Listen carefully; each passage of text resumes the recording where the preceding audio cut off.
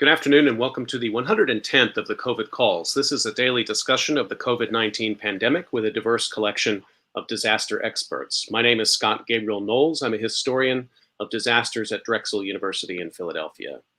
Today it's a discussion of the Democratic National Convention and COVID-19 with Addison Francois and Samantha Montano. Just a reminder, you can catch COVID Calls live every weekday at 5 p.m. Eastern Time on YouTube. Just go to the COVID Calls YouTube channel to watch. You can also watch COVID Calls on Facebook Live and on Periscope. You can hear COVID Calls anytime recorded as podcasts on Spotify, iTunes, Podbean, or anywhere you get podcasts. You can also keep up with COVID Calls via Twitter using the handle @US of Disaster or @COVID Calls. Please do help spread the word and send suggestions for future guests, future topics, and please feel free to suggest yourself as a future guest.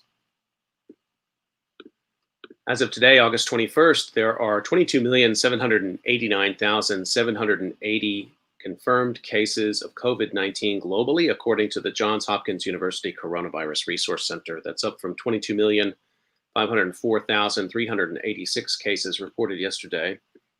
Of those, 5,607,993 are in the United States. That's up from 5,553,164 reported yesterday. There are now a total of 174,924 deaths reported in the United States. That's up from 173,699 reported yesterday. Another day, more than 1,000 deaths from day to day. As a way to bring some humanity to the numbers, I've been reading a life story or a story of advocacy for those impacted by the pandemic in some way, and I'd like to continue that now. Howard Croft, longtime DC activist and social justice crusader, dies of COVID-19. This was published yesterday in the Washington Post by Finit Nirapil. He helped Black Mississippi voters register to vote in the 1960s, crusaded against apartheid South Africa in the 1980s, and championed same-sex marriage equality before it became the law of the land. But some of Howard Croft's most important social activism came in the trenches of local politics, focused on statehood for DC residents. Croft's relationships with local political leaders, including former Mayor Marion Barry, DC Delegate Eleanor Holmes Norton, and former DC Council member Frank Smith, stretched back to the days of civil rights activism in the South. Like them, Croft saw the disenfranchisement of voters in a heavily African-American city denied voting representation in Congress as a natural extension of the voting rights battle of the 1960s. Croft, who died of COVID-19 on June 20th at the age of 78, never held elected office, but he was well known in political circles as a champion of statehood and a regular fixture in local Democratic politics and neighborhood meetings. He just thought, if you live in a community, you have a responsibility to make a community a better place, said Helima Croft, one of Croft's two children. He also had a son, Kofi. As a child, Helima said she accompanied her dad to weekend meetings of the Ward 6 Democrats. When she was older, she interned for council members at her father's prodding. Howard Croft was raised in Pennsylvania by his grandparents. His mother was just 13 when he was born. Croft's grandparents saved enough money to send him to a private Catholic school before he earned a bachelor's degree from Duquesne University. After a post-college stint fighting for civil rights, he pursued a master's degree in social work at Columbia University and moved to Washington. Social justice was the common thread throughout a career that included organizing home healthcare workers for the Service Employees International Union, educating inmates at the old DC prison in Lorton, Virginia, and teaching students about the history of labor activism and civil rights as an adjunct professor at the University of the District of Columbia. He would always tease me about going to work on Wall Street, but he still loved to come to the trading floor and look around, said Helima Croft, who works in finance in New York City. He was someone who really appreciated disparate viewpoints and loved to engage in rigorous intellectual debate. Croft paid close attention to international affairs and traveled to South Africa, Turkey, and Vietnam, among other places. He also sailed on the waters of the Chesapeake Bay, around Solomon's Island, Maryland, and off the coast of Florida, fulfilling the childhood dreams of a boy who grew up near the Susquehanna River and later joined the Coast Guard Auxiliary Force. He was hospitalized in the summer of 2019 after falling off his boat, and doctors diagnosed him with multiple myeloma, a form of cancer. Croft continued to attend neighborhood meetings, and his daughter said had hoped to canvass in his native Pennsylvania this fall on behalf of Democratic presidential hopeful Joe Biden. He had canvassed there in 2016 and was crushed by President Trump winning the state, Helima Croft said. But he was not surprised. He told her, not after union voters who had previously backed Barack Obama refused to tell him who they were supporting when he knocked on their doors. After developing respiratory problems this spring, Croft was diagnosed with COVID-19 and hospitalized at Johns Hopkins Hospital in Baltimore in late May. He never left. Croft died less than a week before the House of Representatives made history on June 26 by passing DC statehood legislation for the first time. His family buried him in Pennsylvania wearing a DC statehood pin.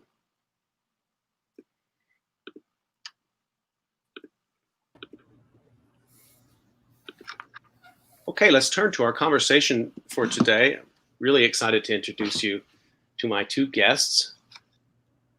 Professor Aderson Francois is the director of the Civil Rights Voting Rights Institute at Georgetown University Law Center. Prior to joining the Georgetown faculty, Professor Francois directed the Civil Rights Clinic at Howard University School of Law, where he also taught constitutional law, federal civil rights, and Supreme Court jurisprudence. Professor Francois received his JD from New York University School and clerked for the late Honorable A. Leon Higginbotham, Jr., Chief Judge of the United States Court of Appeals for the Third Circuit. In 2008, the transition team of President Barack Obama appointed Professor Francois the lead agency reviewer for the United States Commission on Civil Rights. My second guest, Samantha Montano, has a doctorate in emergency management from North Dakota State University. She is currently an assistant professor of emergency management at Massachusetts Maritime Academy. She writes a free monthly disaster newsletter that you can sign up for on her website, disasterology.com. Be sure to check that out. And her forthcoming book about disasters and climate change will be published by Park Row Books next summer. Aderson and Samantha, thank you so much for making time to come on COVID Calls today.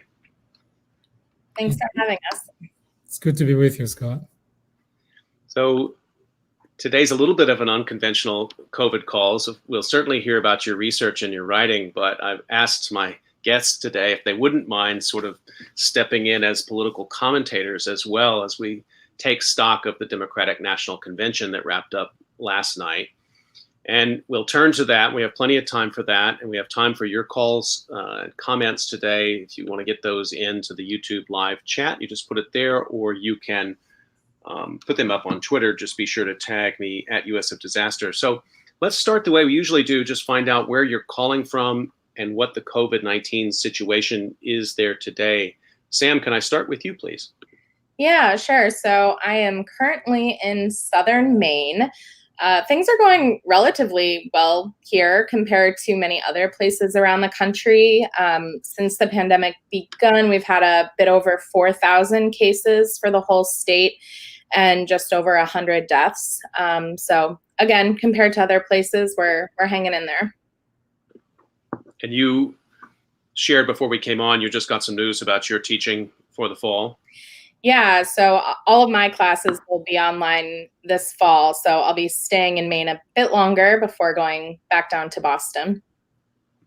Is there a considerable difference between what's happening in different parts of New England, or is it pretty consistent across New England as far as you know? Across New England, the numbers are low compared to other parts of the country, but there are kind of some hot spots popping up and some concerns about Boston specifically in the near future. So some differences. Aderson, same question to you. Yeah, I'm calling from South Carolina, particularly Hilton's Head, South Carolina. I've only been here for a few days. It seems as if Hilton Head is a bit of a enclave, if you will. I know that they have a local ordinance mandating masks in public everywhere. And in every single places that I've been to, though I haven't been out that often, but including public places such as grocery stores, supermarkets, etc., everybody seems to be complying with the mask mandate. There are public signs everywhere along traffic circles and all of that. So I know that this South Carolina is one of those states that experienced something of a surge, but it seems as if it hasn't hit, from what I understand, hit very hard. I know in some states, particularly in the South and the Midwest, there were attempts at local ordinances, and it caused friction between local mayors and governors. It sounds like maybe they've avoided that there in South Carolina from what you're describing. Whether or not politically it's been friction behind the scenes, I don't know. But again, it's sort of, I normally would call from Virginia, right outside of DC, and I live in a community in Virginia where, again, the mask mandate has been received as a fairly routine matter, right? There's never been any instances of so-called public protest about any of the measures that the board has taken. And I expected something different, at least in South Carolina, but at least in the small area where I am, it seems as if it's been assumed to be pretty routine. Well, that's good to hear, and thank you both for this context. And we've got the sort of Eastern Seaboard locked down here. I'm in New Jersey, so we're spanning from Maine to South Carolina. Let's turn to the convention, and I guess I wanted to just ask you both first, sort of like what your headline is coming out of it. Was it an effective convention? What are the one or two things that you took away from it, sort of at a high level? And then I'm going to ask you about individual moments within it. Sam, can I start with you? I don't know if each of you watched every minute, but maybe between the three of us, we got most of it covered. I watched as much as I could. What's your headline, Sam? Yeah, I watched all of it except the second night. I think it was kind of what I expected to see. I think kind of given the context of the moment and the challenges of the pandemic, I think they handled a lot of things well. I think that there's plenty to be critiqued as well, although I don't know how much of that is a critique of like the Democratic Party right now versus the critique of the convention. They had to me, it seemed like they had a very clear audience that they were speaking to. They were, kind of targeting that more undecided, disgruntled conservative voter was my impression, which is fine, I guess. Adderson, what was some of your takeaway from that sort of top level stuff? Top level stuff, let's see, maybe 3 or 4 headlines. Generally, in terms of general themes of the convention, my headline would be light over darkness. In terms of specific themes of individuals, which we can obviously get into detail later, my headline for Joe Biden would be Joe Biden, the new American male. My headline for Barack Obama would be Barack Obama, I still believe. Or Barack Obama still believes, right? And my headline for Michelle Obama probably would be Michelle Obama, the chameleon code switch.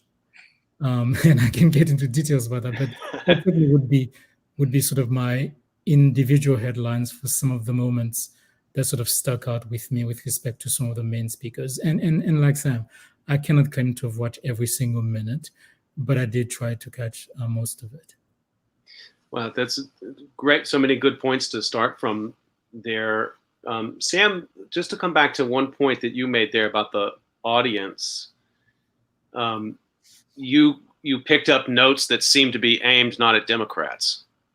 They were aimed at either Republicans who had voted for. When you say disgruntled Republicans, what kind of things were you seeing that triggered that thinking for you? Because I thought that I saw a bit of that myself, and I was curious about if that's worth spending any time on in a convention, and yet it does seem like they were willing to.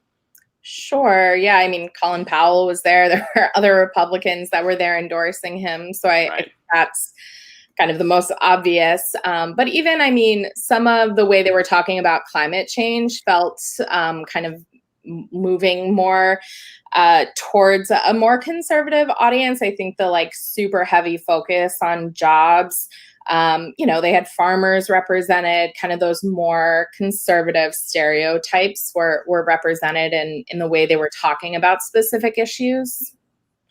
Hmm. Addison, is that in conventions that you've watched in the past, is that a normal feature you expect to see from Democrats, sometimes spent trying to not just gather independents, but even maybe gather disaffected Republicans? I'm not entirely sure if I can be as categorical as to say it's a feature of the Democratic Convention, but it was somewhat similar to the one that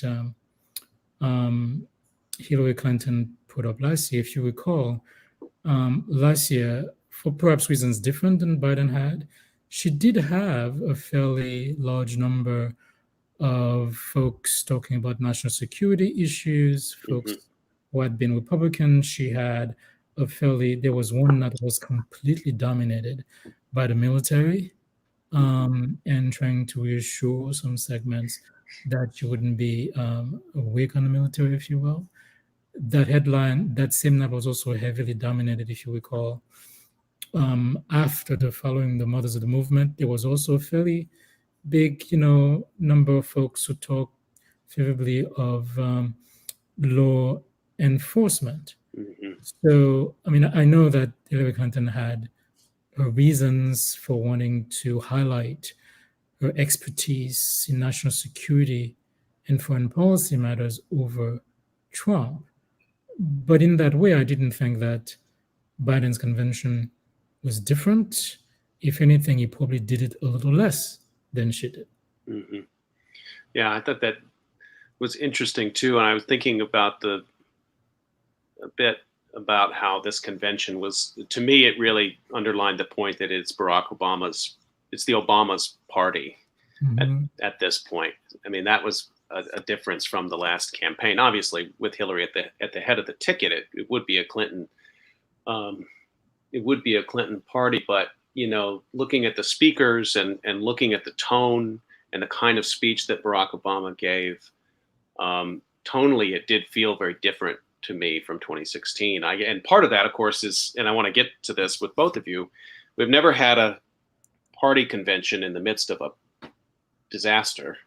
Mm-hmm. We've had them in the middle of wars, certainly, 68, 44, and 1864, certainly, but never in the middle of an ongoing pandemic. And I guess I wanted sort of a general question, but to each of you, what do you think that added to this moment, or how do you think that the ongoing disaster was present throughout? Did it seem to manifest itself, not in specific policies, but how did you feel it there as a presence? And I guess one obvious way is that literally we watched it all on our computer screens the whole time. But I'm sort of curious of your experience of literally watching the COVID convention.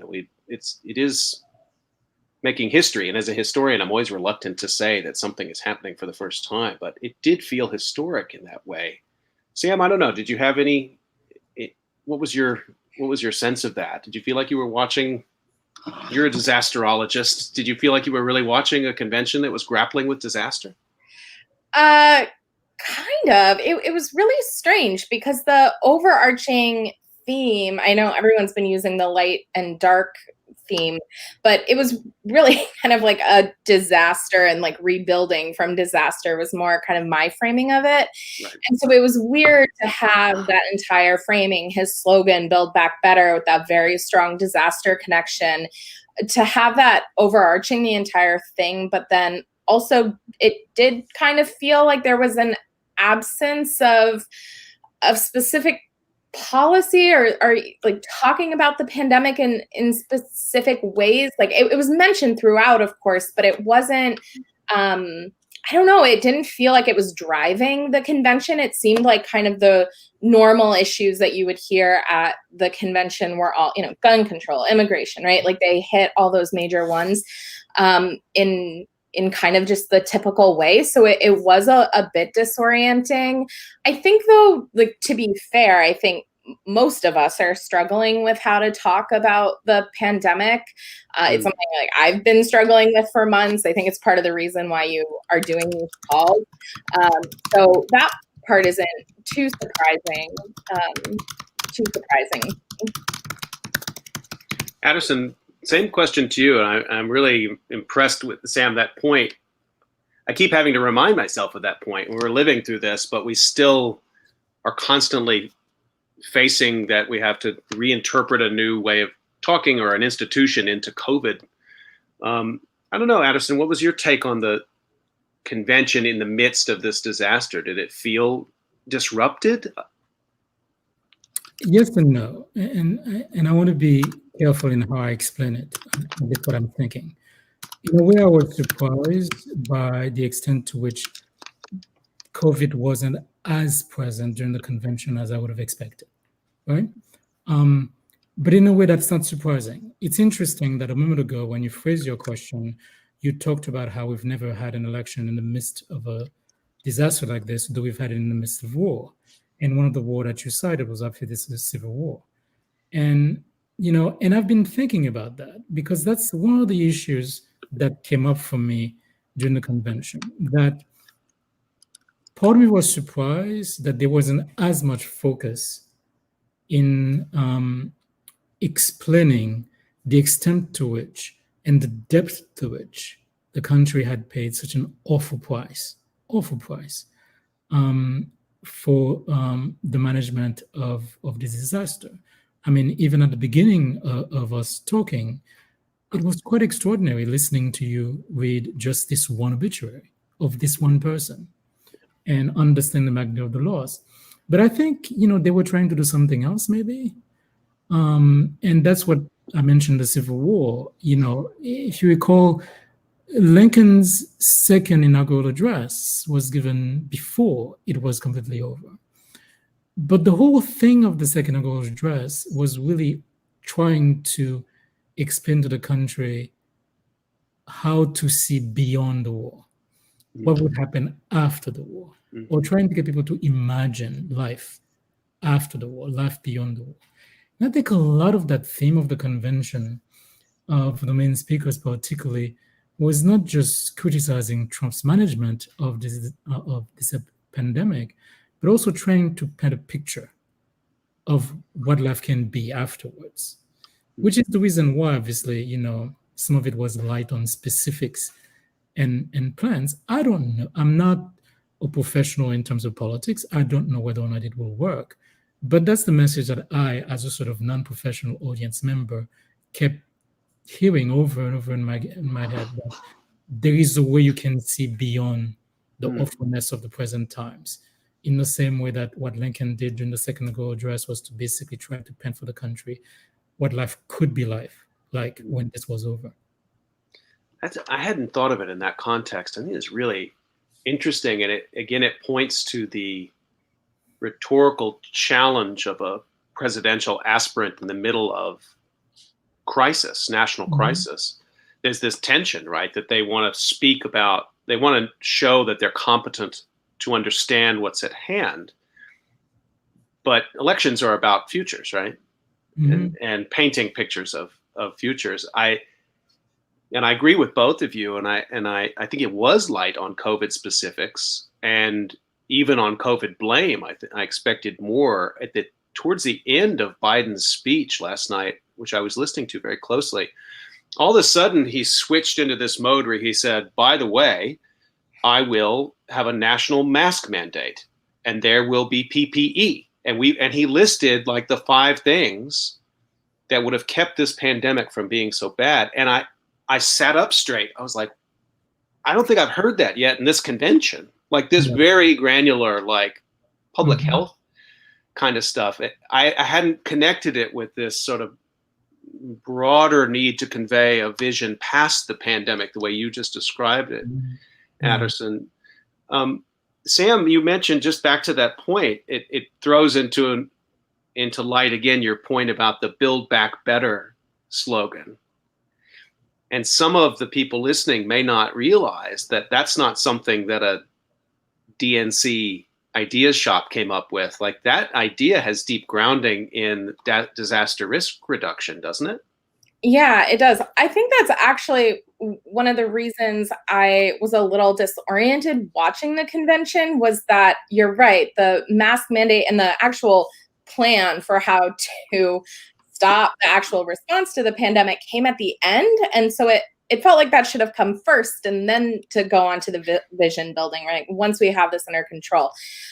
But to get to that vision building piece, right, Biden's slogan for his campaign is Build Back Better, which is deeply fascinating from a disaster perspective. The term dates back to 2004 after the Indian Ocean tsunami. Bill Clinton is credited with kind of popularizing the phrase as he was talking about the international aid that would be required to rebuild many of the countries affected by the tsunami. And since then, after most major disasters, you can find the term referenced. It was the title of one of Puerto Rico's recovery plans most recently. It's a phrase that is used by, everybody from presidents to governors to mayors to even some large international nonprofits use it. I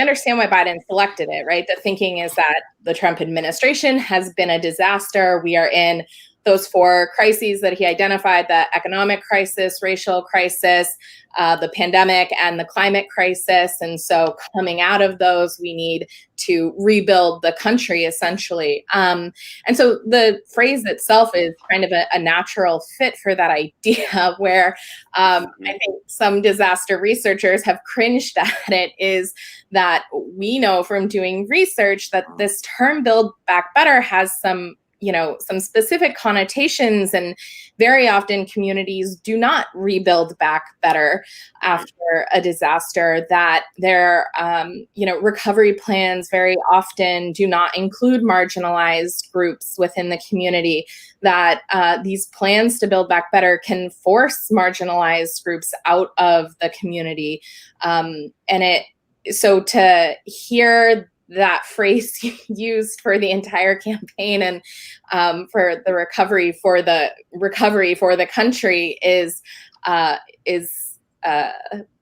of in conflict with a lot of what they are trying to talk about, right? They're trying to bring up environmental justice and the way they talk about climate change. You're trying to talk about racial inequality and systemic racism, and so to know that history and how that very often plays out post-disaster, there's a real mismatch there with using that slogan. But of course, the general public doesn't know that history, so perhaps slightly overcritical. But no, I share that. I think the missing pronoun there always distresses me. I mean, who's doing this building back and for whom? And the missing temporality is always a little jarring to me too. I mean, under what time frame is that reconstruction going to happen? I just want to remind people who are listening to COVID Calls, talking about the DNC convention with Aderson, Francois, and Samantha Montano. Aderson, you had great headlines when we started, so let's pick up Barack Obama, and some of the immediate punditry around this speech was that it was different from something we've seen from past presidents before. And I'm going to just read one line from it. He says, the consequences of Donald Trump's failures: 170 million Americans dead, millions of jobs gone, while those at the top take in more than ever, our worst impulses unleashed. Your take on the speech, and is it right? Is this more shrill than we expect of a former president, or is this actually in line with what we may have heard previously? I mean, I think this notion that this is unprecedented is a bit overblown. In the past, predecessors have criticized sitting presidents in sort of much harsher terms, including, say, FDR's predecessors, certainly criticized them in much, much harsher terms than this. Moreover, I wasn't quite as taken aback as some others about his tone. I think his tone certainly was more serious, less hopeful, more sort of dire, perhaps. But the substantive theme of Obama's speech did not change. I mean, the sort of narrative genius that Obama has always sort of held on to is that he always found a way to tell a story of the country that acknowledges its past sins, if you will, while still not casting blame. So the sort of theme that he always hangs on to is progress. And the way that he frames the theme is to talk about working toward a perfect union. So he always explains that our union was never perfect, but we've always worked toward it. Of course, folks have criticized him, sometimes rightly, sometimes unfairly, for the fact that the way he explains his theme always makes it seem as if progress has been linear, Right. as opposed to a constant process of retrenchment and reconstruction. And in some ways, I didn't think that night's speech was adapted a different theme, because what he was trying to say is that, yes, we've always been working toward a perfect union, and he still insisted that he believed that we could work toward that perfect thing. I mean, when you basically sort of break down that speech to its component parts, I think that's the message that he was trying to convey, that he still believes in the vision of America as one that is forever working toward a perfect union, and that he saw Trump as an aberration. Now, you and I may talk about this and we say that is not true. In fact, Trump is simply the logical endpoint of something that's been long coming in certain segments of the Republican Party, right? I mean, that would have been a sort of different Obama speech, but that's not what he said. And obviously, I mean, I'm not saying that I expected him to say something different. I just didn't react as others did by being taken aback by the tone. Look, I think Obama has always been very conscious of the fact that he cannot express certain emotions fully and completely. He cannot express anger fully, Right. and he cannot express sadness fully. If he expresses anger fully, he'll be characterized as a thug. If he Right. expresses sadness and grief fully, he'll be characterized as a conman. Think about the tears that he shed in the wake of these elementary kids being gunned down. I mean, Right. in normal media, people were basically making fun of him that, in fact, he was faking Right. it. Right? Right. And imagine and think about the grief that he was given the very first time he made a comment on race when Skip Gates got arrested, and he basically called the action of the police officers stupid. He had to apologize twice, and then he had to hold a beer summit with the officer in Gates. That's right. So, you know, I think at some point there were people who commented that they thought that he seemed close to tears, right? And maybe he was, but what I saw is something that I've always seen. A man who is deeply, deeply conscious of the fact that he always has to hold himself and everything inside of him in public. That's what I saw the other day. I think that is what an important perspective to bring to show the parameters, the sort of rhetorical parameters that he has to work within. And I think that makes a lot of sense. And I heard that same thing. People felt he was close to tears. I listened to it rather than watching it, but there was a moment in which he said, and I don't have the exact quote in front of me, but something like, if there was ever a group of people who had the right to believe that this was all a failure, that democracy really was, I don't want to mangle an Obama speech. So people remember this moment where he basically says this. He said, it is Black people in America. Yeah. And if they have the willingness in this moment, I thought that was, it may still be in that same time zone of what you're describing, a sort of Obama narrative speech. It seems it was strong, though. It was definitely a strong moment. Yeah. I mean, I agree. I mean, I don't know if Sam has a different view of it, but he came close to the edge, Yeah. and he held himself. But I always, we can critique, and I've critiqued Obama for, even though I worked for him. I always critique him for years. But I understand why he will never step over the line that he can't. But I take your point, Scott. That line, I never expected to hear that he would have said that. I never did. You're describing this sort of parameters within which Obama works rhetorically. It also helps us understand why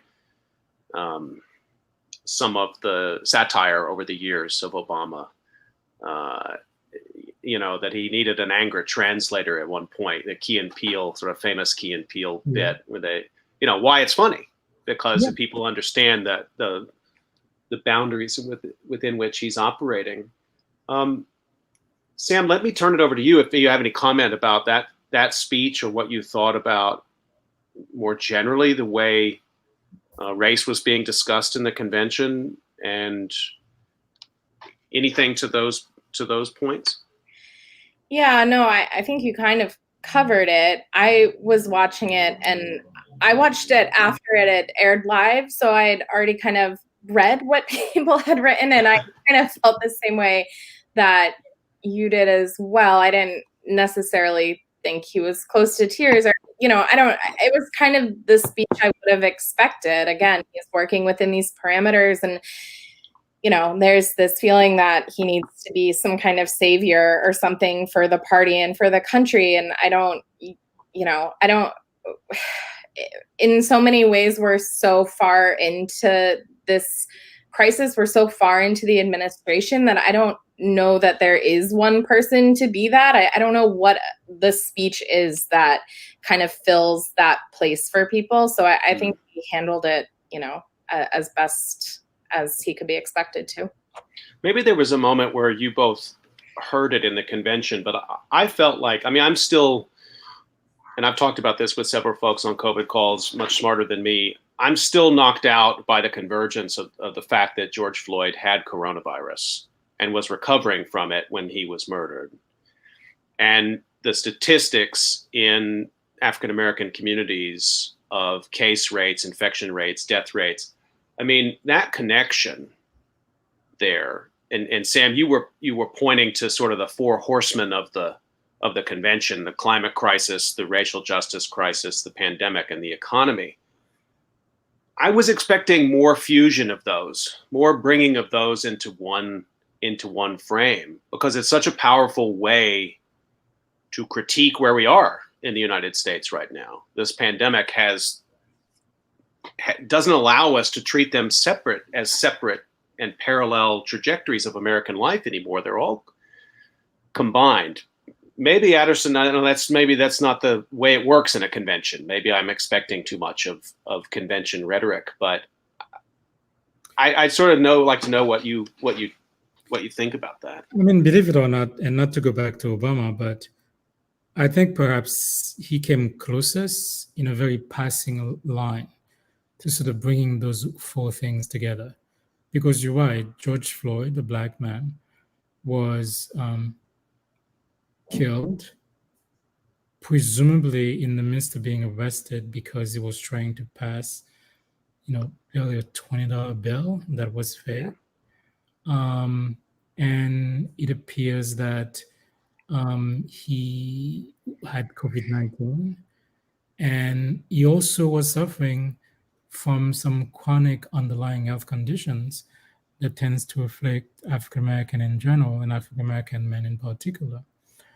Obama sort of tried to weave all these things together by not only mentioning Floyd by name, but also there was a line in the speech, and again, I'm paraphrasing as you were, that communities were being destroyed by having someone step over their necks. In other words, he phrased the line not about Floyd himself. The prior line had mentioned Floyd, but he was trying to describe an entire community feeling as if they had somebody's knee on their necks. Which again goes further than he has in the past, including specifically using the phrase um, systemic racism. But maybe I have low expectations, but I never expected the convention nominating Biden would actually make those four themes a centerpiece of the story, in part because of the story that Biden has always told about himself and the way that he's always situated himself in that story. Obama has a story and he places himself in that story in a way that makes sense. I think Biden has one too, and he places himself in it in a way that makes sense as well. You know? And you can't mistake it. It's very, very, very clear. So just to remind folks, you're listening to COVID Calls, and we're talking about the DNC convention. Sam, I want to ask you a variant of that last question. I know you're always paying attention to the way our elected officials and aspirant officials talk about climate and emergency management. If those two words were spoken, emergency management, I didn't hear them. But again, an opportunity to bring together what are layers of violence that presumably a party would want to explain, interpret, and give a solution for. I mean, that is ultimately, again, if we're thinking of the future of the country, that's what these conventions are about. So how do you rate the DNC on the way they framed climate change? What did you see that you thought worked, and what did you see that left you wanting more? Yeah, well, I think that in the same way they struggled with the pandemic narrative, there is this persistent struggle with the climate narrative. And obviously I'm coming at climate change from a disaster perspective, but like I think I mentioned it earlier, the narrative was, Biden's quote was, "When I think of climate, I think of jobs," which is fine, right? That is part of the climate crisis, but the convention really just fell right along kind of party lines in terms of how climate has been talked about in the past year. They played a video about climate change, I think on the third night, I'm not sure. They played a video about climate change, and again, the narrative over the video was this whole thing about jobs, and it was heavily focused on clean energy, which again is an important piece of that conversation. But then yet again, the background of the video was footage of all of the recent disasters from across the country, hurricanes, flooding, wildfires, and yet there was nothing about what to actually do about those disasters outside of mitigating climate change itself through clean energy. And so again, it felt like this adaptation half was completely absent, nearly completely absent. It's the same narrative that came to the forefront during the CNN climate town halls that they did a few months ago, where they were having, live footage of Dorian playing in the background and not acknowledging emergency management, not talking about that policy reform. To the extent that they do talk about climate adaptation, it's in terms of, everyone's going to have to move, and not a lot of details about how to do that in any kind of just way. And I also, of course, the words emergency management were not mentioned, and I wouldn't have expected them to be. But it does point to this serious disconnect between understanding the urgency of climate change and still not totally making this connection about how people who are experiencing the consequences of climate change need help now. I mean, in the middle of this convention, you have a failing, slow response in Iowa. You have California and Colorado on fire.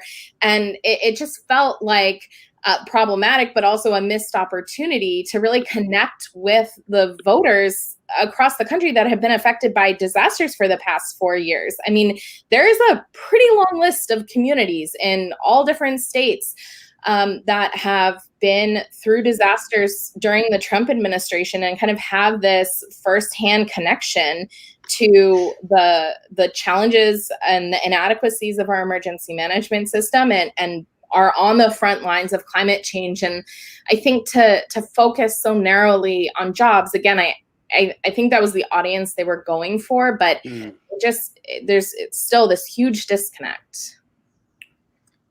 Addison, you want to come in on that? Yeah, there's one. I agree 100% with what Sam said. And I will preface what I'm about to say by indicating that I have never worked on a campaign as a professional. In other words, I don't know what it takes to get to 270, right? But my assumption is that a convention is not just about the audience, but for better or for worse, as much as the convention may be a big shaggy beast, every single convention is a reflection of the person at the top of the ticket, right? And this convention was a reflection of Biden, right? And Biden has always been this sort of, his personality has always been this sort of muscular, American, can-do, but fundamentally good. I don't know if you guys remember the last 3 lines of his convention speech for Hillary, because they always stuck with me.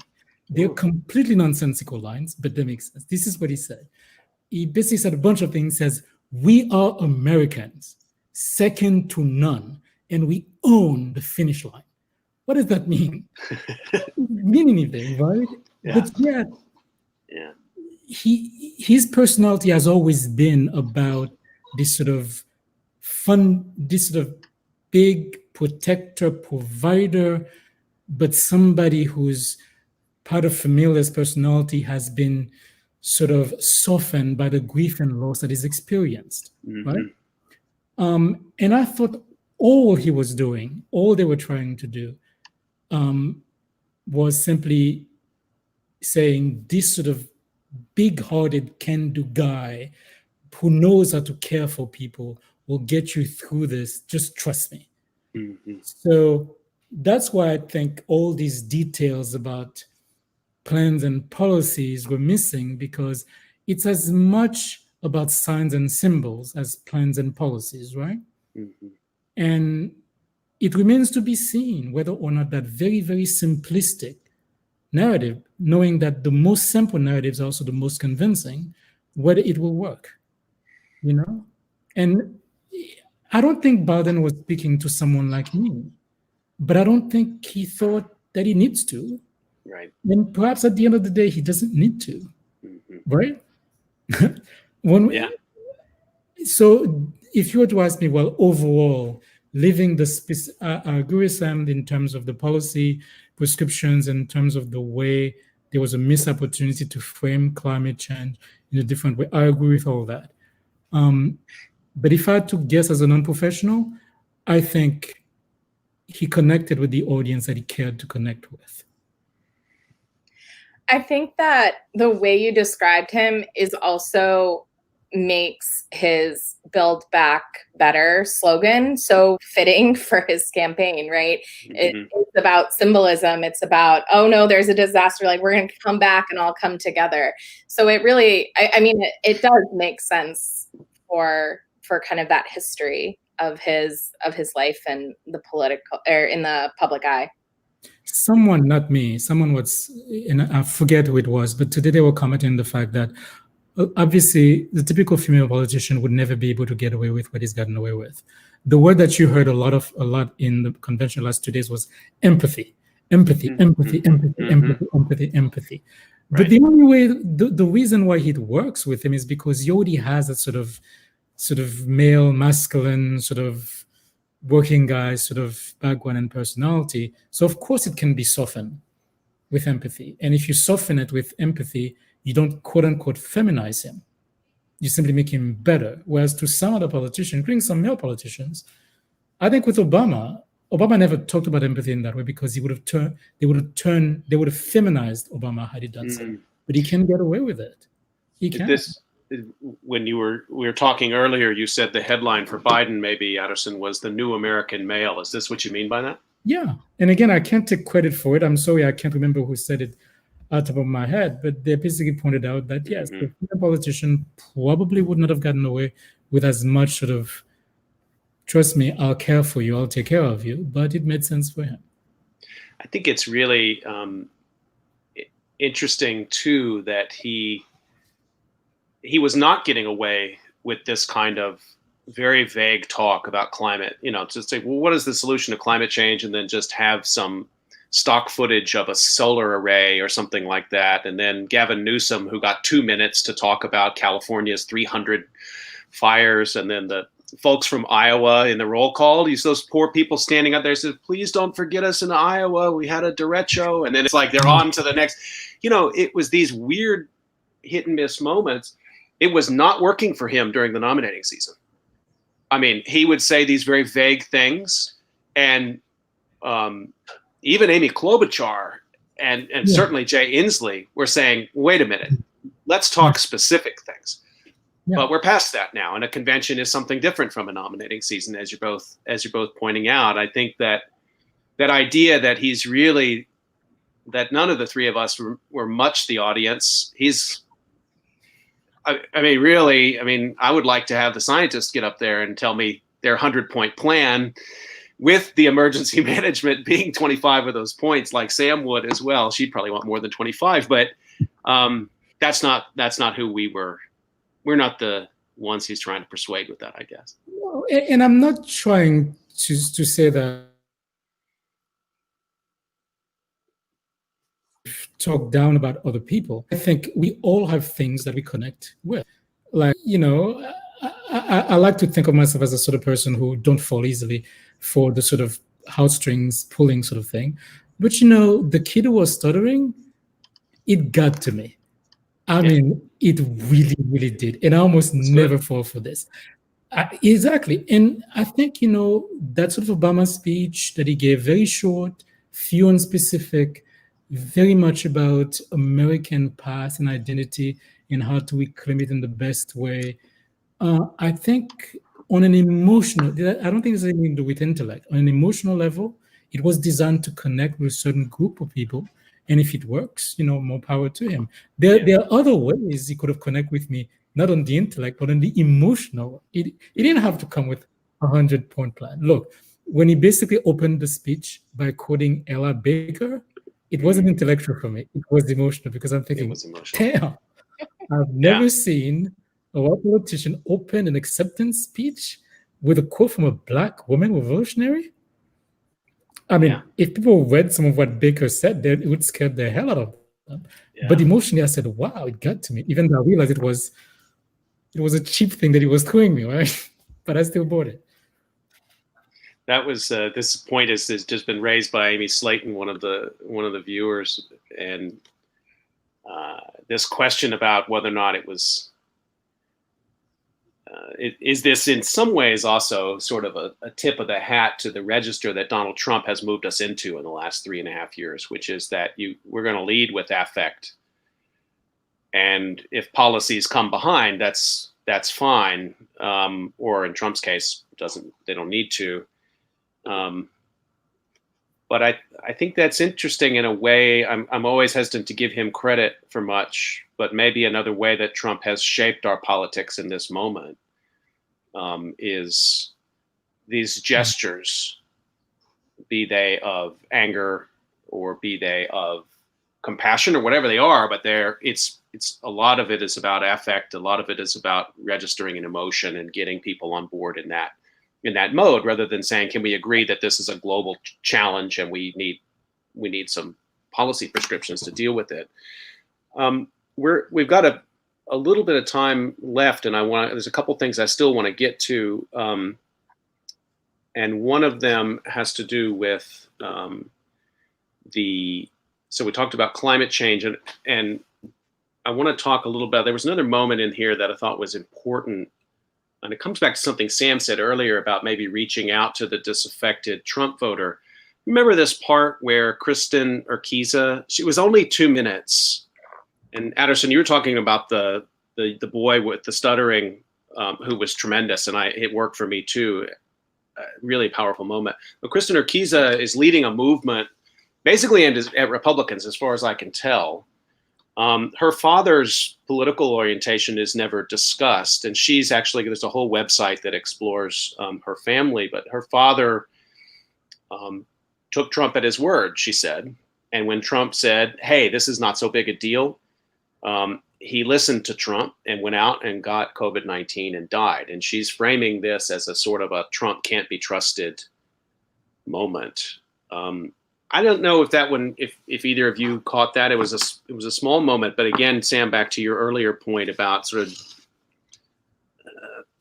gestures to try to make it okay for Republicans or independents to say enough of Trump. He's just incompetent. Did you see that part?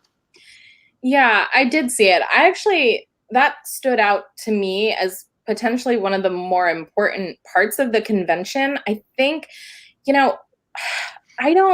there are so many people across the country that have lost somebody to COVID or have directly had their lives impacted by being sick themselves, or, having family members that have now long-term health effects from COVID. And I think that kind of group of people is itself a group that needs to be spoken to. I mean, I think what she's doing is really important. I mean, these disaster deaths, whether it's COVID or whatever, disaster deaths are political. And I don't think that it helps us to act like they're not.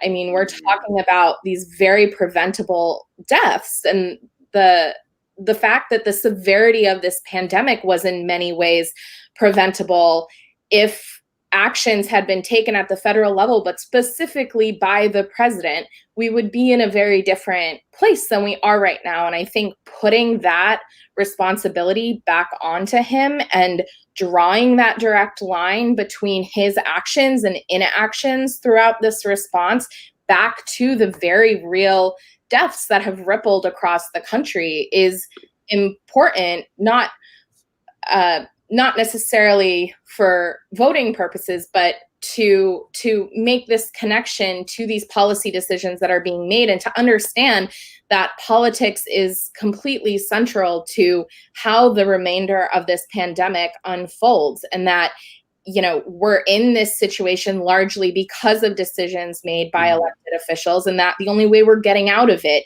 is by decisions made by elected officials. Addison, I don't know if you saw that point. I mean, I think Sam's right on. She says we try to treat disasters as apolitical. That was a moment of complete honesty. It's like you can't disentangle the politics from the perception of this virus, and here's the result. Did you also see that moment in the convention? Yes, and I think what Sam just said should be basically blaze the course, the sky. Because you're right, and I don't know what the solution is or how to change it, because there's an extent to which we treat all disasters, including pandemic, almost as if it is God-made. But I think she's right that this, where we are right now, are the results of deliberate decisions or lack thereof made by people. And the only way we're going to get out of it is by people making different decisions. I think Sam is 100% right. I think my fear is that the vast majority of the public haven't quite internalized that point yet. Mm-hmm. That it is it is a virus that you can't see, but it is a human disaster. Yeah. Because of what we've done or not done or failed to do. And perhaps, I think Sam is right. If there is to be one fundamental critique of the convention, is that perhaps that point wasn't hammered home as much as it could have. When I saw that, and I saw how much, and I agree with what you're both saying, but I saw how little time was actually spent really sharpening that point. It reminded me once again that I'm not like the target of a lot of these communications, because fundamentally I can't see disasters as anything other than politics playing out. Disasters are a form of politics as far as I'm concerned. I think that point, Addison, as you said, I think the American public is not there. I think there's a lot of daylight between the way a lot of Americans think of COVID-19 or any disaster and the actual politics that are unfolding within parties. It's like Hurricane Andrew that flattened out Florida. Sure. But yes, it was a natural disaster, but it was because for years we'd established certain building code that permitted this to happen, right? Yeah. Or fires that burn out entire communities because we permit people to build in places that maybe they shouldn't build because we insure them in ways that we shouldn't. All of these are political decisions, right? Right. Absolutely.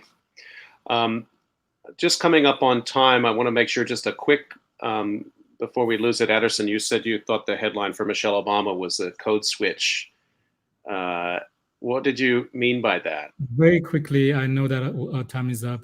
I think Michelle Obama has always had this supreme talent that her husband also has, which I call almost the sort of Oprah effect, where she can basically speak plainly to multiple audiences across race, across class, without ever sounding inauthentic or pandering.